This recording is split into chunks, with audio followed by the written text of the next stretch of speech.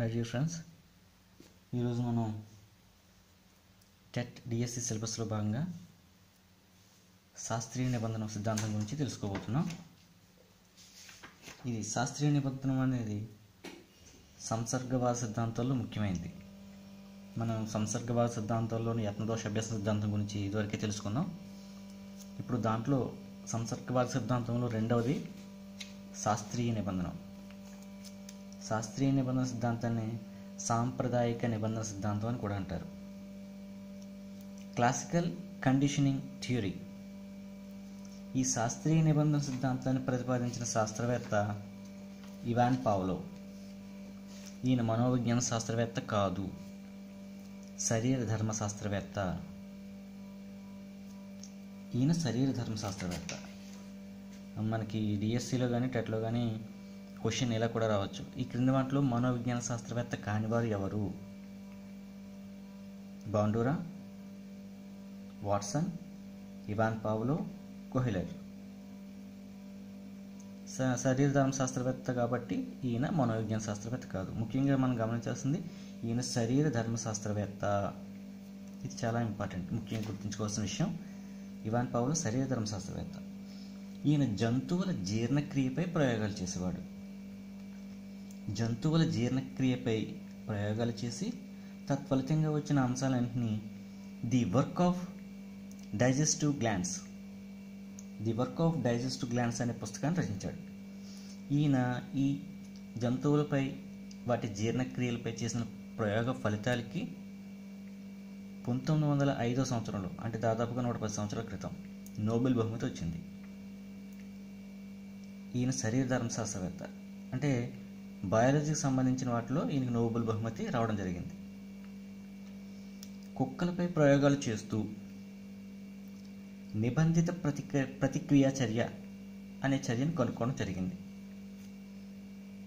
కుక్కలపై ప్రయోగాలు చేస్తూ నిబంధిత ప్రతిక్రియా చర్య అనే చర్యను కనుగొనడం జరిగింది. ఈ నిబంధిత ప్రతిక్రియా చర్యే తర్వాత ఫిజియాలజీ నుంచి సైకాలజీకి వచ్చింది. చూసారా, ఈ సిద్ధాంతాన్ని తీసుకొచ్చింది ఇవాన్ పావ్లోవ్. ఎక్కడ? బయాలజీకి సంబంధించి. ఆ సిద్ధాంతాలని మొదటగా ఫిజియాలజీ, అక్కడి నుంచి మన మనోవిజ్ఞాన శాస్త్రవేత్తలు సైకాలజీలోకి తీసుకొచ్చారు. కాబట్టి ఈ విషయాలను మనం గుర్తుంచుకోవాల్సిన అవసరం చాలా ఉంది. ఇవాన్ పావ్లోవ్ శరీర ధర్మశాస్త్రవేత్త. ఈయన జంతువులు ప్రక్రియపై ప్రయోగాలు చేశాడు. ఇవాన్ పావ్లోవ్ రచించిన పుస్తకం ఏంటి? The work of digestive glands. ఇతనికి నోబెల్ బహుమతి 1905 సంవత్సరంలో వచ్చింది. ఈ సిద్ధాంతం మొదట ఫిజియాలజీ, అక్కడి నుండి సైకాలజీలోకి వచ్చింది. ఇంతకీ ఇతను చేసిన ప్రయోగం ఏంటో చూద్దాం. ఫిజియాలజీ నుంచి సైకాలజీకి వచ్చిన ఈ సిద్ధాంతం, నిబంధిత ప్రతిక్రియ సిద్ధాంతం, శాస్త్రీయ నిబంధన సిద్ధాంతంగా మారింది. ఈయన చేసిన ప్రయోగం ఆకలితో ఉన్న కుక్కపై ప్రయోగాలు చేశాడు. ఇవాన్ పావ్లోవ్ కుక్కలపై ప్రయోగాలు చేశాడు. ప్రయోగంలో ముఖ్య విషయం ఏంటంటే, ఆకలితో ఉన్న కుక్కను తీసుకుని దాని లాలాజల గ్రంథుల్లోకి రబ్బర్ గొట్టాలను అమర్చాడు. ఆకలితో ఉన్న కుక్కను తీసుకుని దాని లాలాజల గ్రంథుల్లోకి రబ్బర్ గొట్టాలను అమర్చాడు, చిన్నపాటివి. ఆ రబ్బర్ గొట్టాలు రెండవ చిన్న కొలపాత్రలోకి అమర్చడం జరిగింది. కొలపాత్ర అంటే వచ్చే లాలాజలం యొక్క పరిమాణాన్ని కొలవడానికి కొలపాత్రను ఉపయోగించడం జరిగింది. ఈ విధంగా అమర్చిన తర్వాత ప్రయోగాన్ని చేయడం జరిగింది. దాంట్లో మొదటి దశ, కుక్క నోట్లోకి లాలాజల గ్రంథుల్లోకి రబ్బర్ గొట్టాలు అమర్చి దాన్ని కొలపాత్రలో పెట్టాడు. ఆ తర్వాత కుక్క దగ్గరికి ఆహారాన్ని తీసుకొచ్చాడు. అది ఆకలితో ఉంది. ఆహారాన్ని, అంటే సహజ ఉద్దీపన, దీన్ని నిర్నిబంధిత ఉద్దీపన అని కూడా అంటారు. చూడండి, ఇక్కడ రాయడం జరిగింది. ఆహారం అంటే సహజ ఉద్దీపననే నిర్నిబంధిత ఉద్దీపన అని కూడా అంటారు. ఆహారం అన్నా, సహజ ఉద్దీపన అన్నా, నిర్నిబంధిత ఉద్దీపన అన్నా ఒకటే. ఆకలితో ఉన్న ఆ కుక్క నోటి దగ్గరికి ఆహారాన్ని, సహజ ఉద్దీపన, నిర్నిబంధిత ఉద్దీపన ఉంచాడు. ఉంచిన తర్వాత కుక్క నోట్లోంచి వచ్చే లాలాజలాన్ని కొలిచాడు. ఈ విధంగా అనేక సార్లు చేశాడు. మొదటి దశలో ఆహారాన్ని మాత్రమే ఉపయోగించి కుక్క నోట్లోంచి వచ్చిన లాలాజలాన్ని కొలపాత్రలో ఉపయోగించాడు కదా, ఆ కొలపాత్రలో ఎంత పరిమాణం వచ్చిందో కొలిచాడు. ఇలా అనేక సార్లు చేశాడు. ఇది మొదటి దశ. ఇక రెండవ దశ, ఆహారం ఇవ్వటానికి ముందే. ఇలా మొదటి దశ కొన్నిసార్లు జరిగిపోయిన తర్వాత ఆహారాన్ని ఇవ్వడానికి ముందే, అంటే 2-3 సెకండ్స్ ముందు ఒక అసహజ ఉద్దీపన గంట రూపంలో ఇవ్వడం జరిగింది. గంటను మ్రోగించడం రూపంలో అసహజ ఉద్దీపనను ఇవ్వడం జరిగింది. ఈ అసహజ ఉద్దీపనకు సహజ ఉద్దీపనకు మధ్య సమయం ఎక్కువ ఉండకూడదు, చాలా తక్కువగా ఉండాలి. అందుకే ఆహారానికి ముందే ఒక అసహజ ఉద్దీపన, చూడండి ఇక్కడ రాయడం జరిగింది. అసహజ ఉద్దీపన అన్న, గంట అన్న, నిబంధిత ఉద్దీపన అన్న ఒకటే. ఈ గుర్తుంచుకోవాల్సిన అవసరం చాలా ఉంది. శాస్త్రీయ నిబంధనలో ఈ అంశాలు బాగా గుర్తుంచుకోవాలి. గంట అన్న, అసహజ ఉద్దీపన అన్న, నిబంధిత ఉద్దీపన అన్న ఒకటే. ఆహారం అన్న, సహజ ఉద్దీపన అన్న, నిర్నిబంధిత ఉద్దీపన అన్న ఒకటే. రెండో దశకు వచ్చేసరికి ఏమైంది?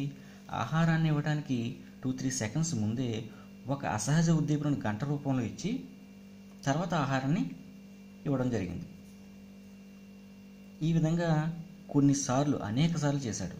అప్పుడు కూడా లాలాజలం స్రవించింది. ఆ లాలాజలాన్ని కూడా కొలిచాడు. ఈ విధంగా అనేక సార్లు చేశాడు.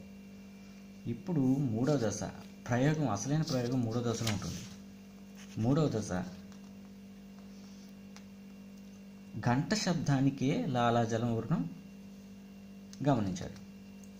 ఈ రెండవ దశ అయిన కొన్ని రోజులకి గంట శబ్దం వినగానే, అంటే ఆకలితో ఉన్న కుక్కకి లాలాజల గ్రంథులు నుండి రబ్బరు గొట్టాన్ని కొలపాత్రలోకి తీసి ఉంచి గంటలు కొట్టిన వెంటనే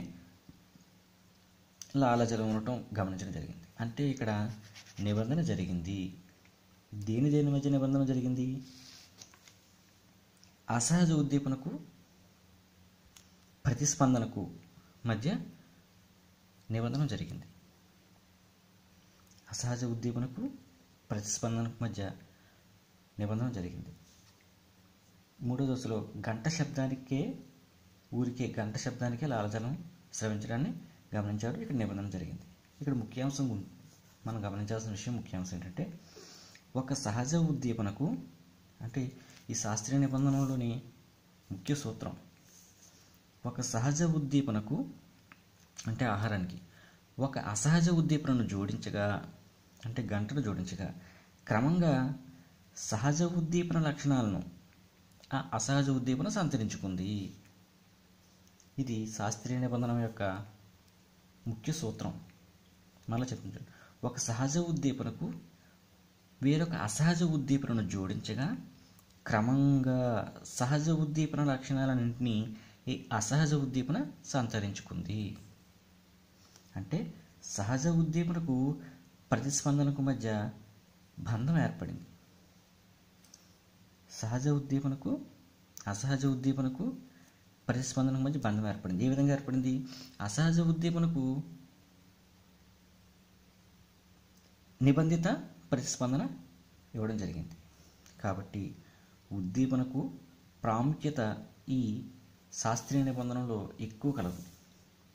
ఉద్దీపనకు ఎక్కువ ప్రాముఖ్యత కలదు కాబట్టి దీన్ని ఎస్ టైప్ కండిషనింగ్ అంటారు. ఎస్ అంటే స్టిమ్యులేషన్. ఇక్కడ ఎస్ అంటే స్టిమ్యులేషన్. ఉద్దీపనకి ఎక్కువ ప్రాధాన్యత ఈ ప్రయోగంలో ఉంది కాబట్టి దీన్ని stimulation type condition, S type condition అని అంటారు. ఎందుకు? ఉద్దీపనకు ఈ శాస్త్రీయ నిబంధనలు ఎక్కువగా ప్రాముఖ్యత ఉంది కాబట్టి. క్వశ్చన్లో కూడా రావచ్చు, శాస్త్రీయ నిబంధనలో ఈ క్రింది వాటిలో దేనికి ఎక్కువ ప్రాముఖ్యత కలదు? ఉద్దీపనకు ప్రాముఖ్యత కలదు. శాస్త్రీయ నిబంధనలు కింది వాటిలో దేనికి ఎక్కువ ప్రాముఖ్యత ఉంది? ప్రతిస్పందన, ఉద్దీపన, ఆహారం, గంట. ఈ 4 ఆప్షన్ని ఇచ్చే ఛాన్స్ ఉంది. శాస్త్రీయ నిబంధనలో ఉద్దీపనకే ఎక్కువ ప్రాధాన్యత. ఉద్దీపనను స్టిమ్యులేషన్ అని అంటారు. స్టిమ్యులేషన్లో మొదటి అక్షరం ఎస్, కాబట్టి దీన్ని ఎస్ టైప్ కండిషనింగ్ అంటారు. ఇక్కడ క్వశ్చన్ కూడా రాయడం జరిగింది. శాస్త్రీయ నిబంధనలు దేనికి ప్రాముఖ్యత ఉంది? ఉద్దీపనకు. దీనికి సంబంధించిన క్వశ్చన్స్, శాస్త్రీయ నిబంధనలో నిబంధిత ప్రతిస్పందన అంటే ఏంటి, నిబంధిత ఉద్దీపన అంటే ఏమిటి? నిబంధిత ఉద్దీపన అంటే గంట. శాస్త్రీయ నిబంధనలో నిబంధిత ఉద్దీపన అంటే గంట. శాస్త్రీయ నిబంధనలో నిర్నిబంధిత ఉద్దీపన అంటే ఏమిటి? శాస్త్రీయ నిబంధనలో నిర్నిబంధిత ఉద్దీపన అంటే ఆహారం. వేరేలా కూడా ఇవ్వచ్చు.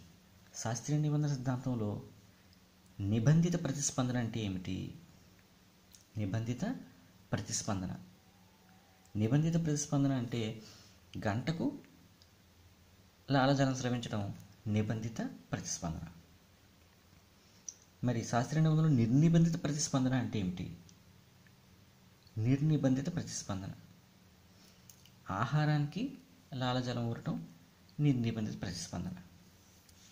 ఈ ముఖ్యంగా మనం చాలా బాగా గుర్తుపెట్టుకోవాల్సిన విషయం. శాస్త్రీయ నిబంధనలకు సంబంధించి డిఎస్సిలో టెట్లోని ఖచ్చితంగా 2-3 క్వశ్చన్స్ అలాగే వస్తాయి. నిబంధిత ప్రతిస్పందన. ఇప్పుడు ఈ ప్రయోగ క్రమాన్ని గురించి మనం చూద్దాం. ప్రయోగ క్రమం. మొదటి దశలో ఆహారాన్ని ఇవ్వడం జరిగింది. ఆహారం అంటే సహజ ఉద్దీపన లేదా నిర్నిబంధిత ఉద్దీపన. ఆహారానికి లాలజలం స్రవించింది. ఇది సహజ ప్రతిస్పందన లేదా నిర్నిబంధిత ప్రతిస్పందన. దీంట్లో ఎటువంటి నిబంధన ఏర్పడలేదు. నిర్నిబంధిత ప్రతిస్పందన.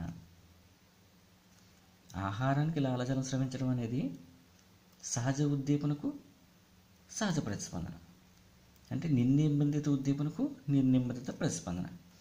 దీన్ని యూసీఆర్ అని చెప్పడం జరుగుతుంది. క్వశ్చన్ ఇలా కూడా రావచ్చు. యూసీఎస్ అంటే ఏమిటి? అన్కండిషనల్ స్టిమ్యులస్, అంటే నిర్నిబంధిత ఉద్దీపన. దానికి నిర్నిబంధిత ప్రతిస్పందన వస్తుంది, అన్కండిషనల్ రెస్పాన్స్. ఈ పార్ట్ మీద క్వశ్చన్ రావడానికి అవకాశం ఉంది. శాస్త్రీయ నిబంధనలో యూసీఆర్ అంటే సహజ ఉద్దీపన, నిర్నిబంధిత ఉద్దీపన, సహజ ప్రతిస్పందన. యూసీఆర్ అంటే సహజ ప్రతిస్పందన లేదా నిర్నిబంధిత ప్రతిస్పందన. ఈ పార్ట్ని మనం చాలా జాగ్రత్తగా అర్థం చేసుకొని చదవాల్సిన అవసరం చాలా ఉంది. ఇక రెండవ దశలో ఏం జరిగింది? గంటను అంటే అసహజ ఉద్దీపనం ఆహారానికి జోడించడం జరిగింది, అంటే సహజ ఉద్దీపనం జోడించడం జరిగింది. అప్పుడు ఆహారం ఎలాగో ఉంది కాబట్టి అక్కడ లాలజలం స్రవించింది. ఇక్కడ సహజ ప్రతిస్పందనే, నిర్నిబంధిత ప్రతిస్పందనే. ఇలా కూడా అడగచ్చు. రెండవ దశలో గంటను ఆహారాన్ని జోడించినప్పుడు లాలజలం స్రవించడం అనేది ఏమిటి? లాలజలం స్రవించడం అనేది యూసీఆర్, అన్కండిషనల్ రెస్పాన్స్. రెండవ దశలో శాస్త్రీయ నిబంధనలో రెండవ దశలో గంటను ఆహారాన్ని జోడించినప్పుడు లాలాజలం స్రవించడం అనేది ఏమిటి? సహజ ప్రతిస్పందన. ఇది అసహజ ప్రతిస్పందన, నిబంధిత ప్రతిస్పందన కాదు. ఇక్కడ ఆహారం ఉంది కాబట్టి సహజ ప్రతిస్పందనే. మూడవ దశలో గంటను చూపించిన వెంటనే లాలజలం స్రవించడం జరుగుతుంది. గంట నిబంధిత ఉద్దీపన, అసహజ ఉద్దీపన, సిఎస్ కండిషనల్ స్టిమ్యులస్. లాలజలం స్రవించడం నిబంధిత ప్రతిస్పందన. ఈ క్రియ వరకు వస్తే నిబంధన జరిగినట్టు మనం గుర్తించాలి. దీంట్లో మనం గుర్తించాల్సిన UCS, UCR, CS and CR. ఇక్కడ క్వశ్చన్ రావడానికి అవకాశం ఉంది. శాస్త్రీయ నిబంధనలో రెండవ దశలో లాలజలం స్రవించడం అనేది ఏమిటి? లాలజలం స్రవించడం అనేది రెండవ దశలో ఆహారం ఉంది కాబట్టి ఇది సహజ ప్రతిస్పందనే. ఈ ప్రయోగ క్రమాన్ని మనం చాలా జాగ్రత్తగా చదువుకోవాల్సిన అవసరం ఎంతైనా ఉంది. శాస్త్రీయ నిబంధనలకు సంబంధించి ఎక్కువ క్వశ్చన్లు రావడానికి అవకాశం ఉంది. ఇక శాస్త్రీయ నిబంధనలో ఒకే ఒక వ్యక్తి డ్రైవర్ నిర్వచనాన్ని చెప్పడం జరిగింది. నిబంధన అంటే నిర్వచించడం జరిగింది. ఆయన డ్రైవర్ ఒక ఉద్దీపనకు లేదా ఒక వస్తువుకు లేదా పరిస్థితికి అంతకు ముందు లేనటువంటి స్వభావ సిద్ధం కాని ప్రతిస్పందనను వెలికి తీయడాన్ని నిబంధన అంటారు అని డ్రైవర్ చెప్పాడు. శాస్త్రీయ నిబంధనలకు సంబంధించి నిబంధన అనే అంశానికి సంబంధించి నిర్వచనాన్ని డ్రైవర్ మాత్రమే ఇచ్చాడు. మీరు ఎటువంటి గందరగోళ పరిస్థితులకు లోనవ్వకర్లేదు. నిబంధన అనే నిర్వచనాన్ని ఎవరు ఇచ్చారంటే డ్రైవర్. ఈ శాస్త్రీయ నిబంధనలకు సంబంధించి అనేక ప్రయోగాలు చేసి ఇవాన్ పావులో మరియు అతని అనుచరులు కొన్ని నియమాలను రూపొందించడం జరిగింది. ఈ ప్రయోగంలో కొన్ని నియమాలను వారు చెప్పడం జరిగింది. దాంట్లో 6 నియమాలు ముఖ్యమైనవి. ముఖ్యంగా 6 నియమాలు చెప్పడం జరిగింది. 1 పునర్భరణ నియమం, 2 విరమణ నియమం, 3 అయత్న సిద్ధ స్వాస్థ్యం, 4 సాధారణీకరణం, 5 విచక్షణ నియమం, 6 ఉన్నత క్రమ నిబంధన. శాస్త్రీయ నిబంధనలకు సంబంధించి మొత్తం 6 నియమాలు ఉన్నాయి. 6 నియమాలు ఇవి. దాంట్లో మొదటిది పునర్భరణ నియమం.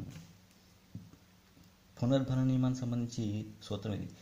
నిర్నిబంధిత ఉద్దీపనకు అంటే ఆహారానికి నిబంధిత ఉద్దీపన అంటే గంట అనేక సార్లు జోడించి నిబంధిత ప్రతిస్పందనను బలపరిచేటట్లు చేయడమే పునర్భరణ నియమం. చాలా జాగ్రత్తగా క్లియర్గా చదువుకోవాల్సిన అవసరం ఉంది. పునర్భరణ నియమం అంటే ఏమిటి? అంతకుముందు నిబంధన జరిగింది, దాన్ని ఇంకా పునర్భరణం చేయాలి, దాన్ని గట్టిపరచాలి. అంటే నిబంధిత ఉద్దీపనకు నిర్నిబంధిత ఉద్దీపనకు ఆహారానికి నిబంధిత ఉద్దీపన అంటే గంటను అనేక సార్లు 1-2 సార్లు కాదని అనేక సార్లు జోడించి నిబంధిత ప్రతిస్పందన బలపడేట్లు చేయడమే పునర్భరణ నియమం. అంటే ఆహారానికి గంటను జోడించి అనేక సార్లు చేయడం వల్ల నిబంధిత ప్రతిస్పందన అంటే గంటను చూసిన వెంటనే గంటను విన్న వెంటనే లాలజలం స్రవించడం నిబంధిత ప్రతిస్పందన, ఈ 2 బలపడేట్లు చేయడమే పునర్భరణ నియమం. ఇక రెండవది విరమణ నియమం. పునర్భరణం చెందిన తర్వాత కూడా అంటే నిబంధిత ఉద్దీపనకు గంటకు నిబంధిత ప్రతిస్పందన లాలాజలం రావటం జరిగిన తర్వాత కూడా పునర్భరణం ఏర్పడిన తర్వాత నిబంధిత ఉద్దీపన ఇచ్చినా కొన్ని రోజుల తర్వాత నిబంధిత ప్రతిస్పందన రాదు, ఆగిపోతుంది. అంటే ఊరికినే గంట కొట్టినప్పుడు లాలాజలం స్రవించింది, గంట కొట్టినప్పుడు లాలాజలం స్రవించింది, నిబంధన ఏర్పడిపోయింది. ఇలా కొన్ని రోజులు గంట కొట్టిన వెంటనే లాలాజలం స్రవించడం మనం గమనిస్తాం. కొన్ని రోజుల తర్వాత నిబంధిత ప్రతిస్పందన రావడం ఆగిపోతుంది. అంటే అక్కడ విరమణ జరిగింది అని అర్థం. ఇక మూడవది అయత్న సిద్ధ స్వాస్థ్యం. విరమణ జరిగిపోయిన తర్వాత అంటే ఊరికే గంట శబ్దానికి లాలజలం స్రవించింది, కొన్ని రోజుల తర్వాత ఊరికే గంట శబ్దానికి లాలజలం స్రవించడం మానివేసింది, విరమణ జరిగింది. విరమణ జరిగిన తర్వాత కొన్ని రోజులకు నిబంధిత ప్రతిస్పందన అంటే ఆ గంట విన్న వెంటనే లాలజలం స్రవించడం అప్రయత్నంగా రావడమే అయత్న సిద్ధ స్వాస్థ్యం.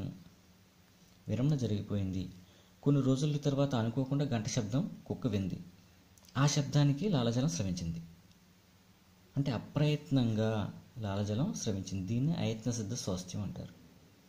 వీటికి సంబంధించి చాలా క్వశ్చన్స్ రావచ్చు. విరమణ జరిగిన తర్వాత అప్రయత్నంగా నిబంధిత ప్రతిస్పందన రావడం ఏమిటి? అయత్న సిద్ధ స్వాస్థ్యం. ఇక సాధారణీకరణ. నిబంధిత ఉద్దీపనను పూరిన ఉద్దీపనకు కూడా నిబంధిత ప్రతిస్పందనను ఆ కుక్క చూపించినట్లయితే దాన్ని సాధారణీకరణ అంటారు. ఇప్పుడు గంట శబ్దానికి అంటే నిబంధిత ఉద్దీపన లాలజలం స్రవించింది, నిబంధిత ప్రతిస్పందన వచ్చింది. ఇదే గంట శబ్దాన్ని పూరిన వేరే శబ్దానికి కూడా ఆ కుక్క లాలజలం స్రవిస్తే దాన్ని సాధారణీకరణ అంటారు. అంటే అది వేరే శబ్దాన్ని కూడా గంట శబ్దం అనుకుని లాలజలం స్రవించడం జరుగుతుంది, సాధారణీకరణ చేసుకుంది. సాధారణీకరణం ఇది ముఖ్యమైన విషయం. ఈ సాధారణీకరణం అనే అంశాన్ని మీద ఆధారపడి జేబీ వాట్సన్, దీని ఆధారంగా చేసుకుని జేబీ వాట్సన్ అనే అమెరికా దేశానికి చెందిన ప్రవర్తనవాది, ఈయన సైకాలజిస్ట్, అమెరికా దేశానికి చెందిన ఒక ప్రవర్తనవాది, జేబీ వాట్సన్ ప్రవర్తనవాది 11 సంవత్సరాల వయసు గల ఆల్బర్ట్ అనే బాలుడిపై ప్రయోగాలు చేశాడు. జేబీ వాట్సన్ ఏ శాస్త్రీయ నిబంధన సిద్ధాంతం మీద ఆధారపడి ప్రయోగాలు చేశాడు అంటే సాధారణీకరణ నియమ సిద్ధాంతం. సాధారణీకరణ నిబంధనలో ఏం చెప్పడం జరుగుతుంది? నిబంధిత ఉద్దీపనను పూరిన ఎటువంటి శబ్దానికైనా అదే నిబంధిత ప్రతిస్పందన రావడం సాధారణీకరణ. దీని ఆధారంగా చేసుకుని జేబీ వాట్సన్ అనే యుఎస్ అమెరికా దేశానికి చెందిన ప్రవర్తనవాది 11 సంవత్సరాల ఆల్బర్ట్ అనే బాలుడిపై ప్రయోగాలు చేశాడు. ఏం చేశాడంటే తెల్ల ఎలుకలను ఆ కుర్రాడికి ఇవ్వడం జరిగింది. ఆ ఎలుకను తనకి ఇచ్చిన వెంటనే పెద్ద శబ్దాన్ని చేశాడు. ఆ కుర్రాడు భయపడి ఆ తెల్ల ఎలుకను పారేయడం జరిగింది. ఈ విధంగా అనేక సార్లు చేశాడు. తర్వాత తెల్ల వస్తువులను చూసిన వెంటనే ఆ కుర్రాడు భయపడటం జరుగుతుంది. తెల్ల ఎలుకలకు భయపడిన ఆ పిల్లవాడు తెల్ల వస్తువులను కూడా చూసి భయపడడం జరుగుతుంది. కాబట్టి ఆ కుర్రవాడు సాధారణీకరణం చేసుకున్నాడు. ఆ కుర్రవాడు తెల్ల ఎలుకల యొక్క భయాన్ని తెల్ల వస్తువులు కూడా ఆపాదించి సాధారణీకరణ చేసుకున్నాడు. ఈ విధంగా జేబీ వాట్సన్ సాధారణీకరణ సిద్ధాంతాన్ని అనుసరించి ఆల్బర్ట్ అనే బాలుడిపై ప్రయోగాలు చేయడం జరిగింది. ఇక విచక్షణ. నిజానికి విచక్షణ అనేది విరమణ తర్వాత పెట్టవలసిన విరమణ తర్వాత పెట్టవలసిన విషయం. కానీ విచక్షణ 5వ పాయింట్గా ఇవ్వడం జరిగింది. విచక్షణ నియమం. నిబంధన ఉద్దీపనకు మాత్రమే లాలజలం స్రవిస్తే విచక్షణ. సింపుల్. ఆ కుక్క గంట శబ్దానికి మాత్రమే లాలజలం స్రవించింది. నిబంధిత ఉద్దీపనకు మాత్రమే నిబంధిత ప్రతిస్పందనను ఇవ్వడం జరిగింది. అంటే గంట శబ్దానికి పోలిన వేరే ఏ శబ్దానికి కూడా ఆ కుక్క లాలజలం స్రవించలేదు. అంటే విచక్షణ చేసుకుంది. దాని విచక్షణ జ్ఞానాన్ని వాడింది. అంటే దాన్ని పోలిన ఇతర శబ్దాలకు లాలజలం స్రవించకపోవడమే విచక్షణ. దీని ముఖ్య సూత్రం ఏంటంటే 2 ఉద్దీపనలో తేడాను గుర్తించటం. క్వశ్చన్ ఇలా కూడా రావచ్చు. శాస్త్రీయ నిబంధనలకు సంబంధించి 2 ఉద్దీపనల్లో కుక్క తేడాను గ్రహించగలిగింది. ఇది దేనికి సంబంధించింది అంటే విచక్షణకు సంబంధించింది. గంట శబ్దాన్ని పోలిన అలారం శబ్దానికి కూడా ఆ కుక్క లాలజాన్ని స్రవించగలిగితే దాని సాధారణీకరణ అంటారు. ఈ గంట శబ్దానికి అలారం శబ్దానికి మధ్య ఉన్న వ్యత్యాసాన్ని గుర్తిస్తే అది విచక్షణ నియమం. ఇక ఉన్నత క్రమ నిబంధనం. 6వది ఉన్నత క్రమ నిబంధన. ఉన్నత క్రమ నిబంధన చాలా ఇంపార్టెంట్ అయిన విషయం.